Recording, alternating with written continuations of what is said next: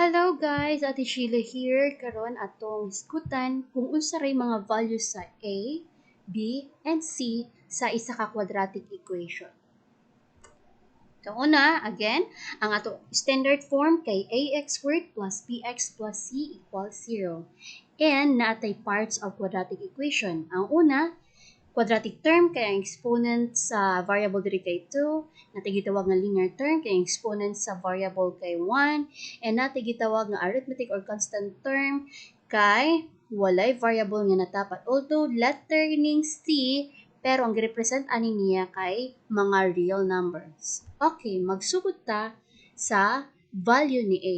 Asa nato makita ang value ni A? Okay, ang value ni A, diri nato makita sa quadratic term. Mao ni siya ang numerical coefficient sa ato quadratic term. How about ang value sa B? Ang ato value sa B, makita nato sa linear term. Mao ni siya ang numerical coefficient of the linear term. How about ang C? Yes, ang C, dili nato ni siya makit-an sa constant term tungod kay number naman ni siya, so whatever value nato sa C mo na ang ato C. Okay, magsugod ta sa una natong example. X squared minus 2x plus 1 equals 0. Magsugod ta sa value sa ato A. Una, pangitaon sa nato kung asa ang quadratic term. Asa pagani diri ang quadratic term? Yes, kaning x squared. Unsa may numerical coefficient ani nga quadratic term?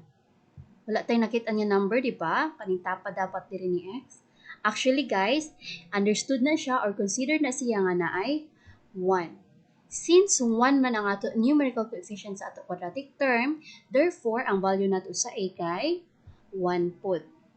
Next, ato to sa value sa b.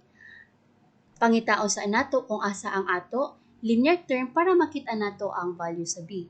So, asa diri ang ato linear term? Tama, kaning negative 2x. Ang ato numerical coefficient kay, tama again, mao ni ang ato negative 2. Since negative 2 man ang numerical coefficient sa ato linear term diri, ang ato value sa b kay negative 2.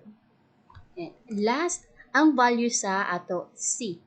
So, pangitaon nato ang constant term, kung sa itong value sa constant term dito, maurog pud ang ato c. Asa ang ato constant term diri?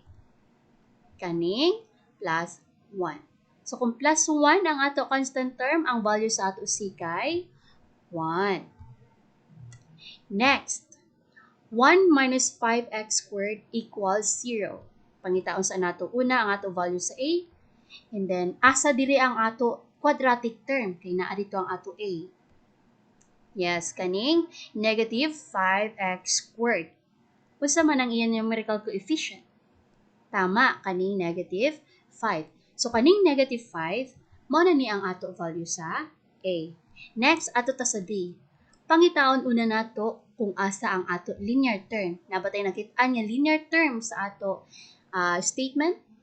Wala, diba? So, kung wala, ang value nato sa b kay 0. Sa c, pangitaon nato ang constant term. Asa pagani diri ang ato constant term? Kaning 1. So, ang value nato sa c kay 1. And last but not the least, atay 3x squared equals 0. Unsay value sa a? So, pangitaon nato kung asa diri ang quadratic term. Sa 3x squared equals 0, ang ato quadratic term kay kaning 3x squared. So, unsa may numerical coefficient diri kaning number nga tapat sa ato variable? Kaning 3.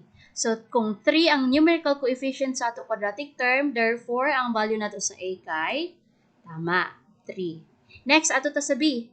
Pangitaon sa nato ang ato linear term. Nabatay nakita niya linear term?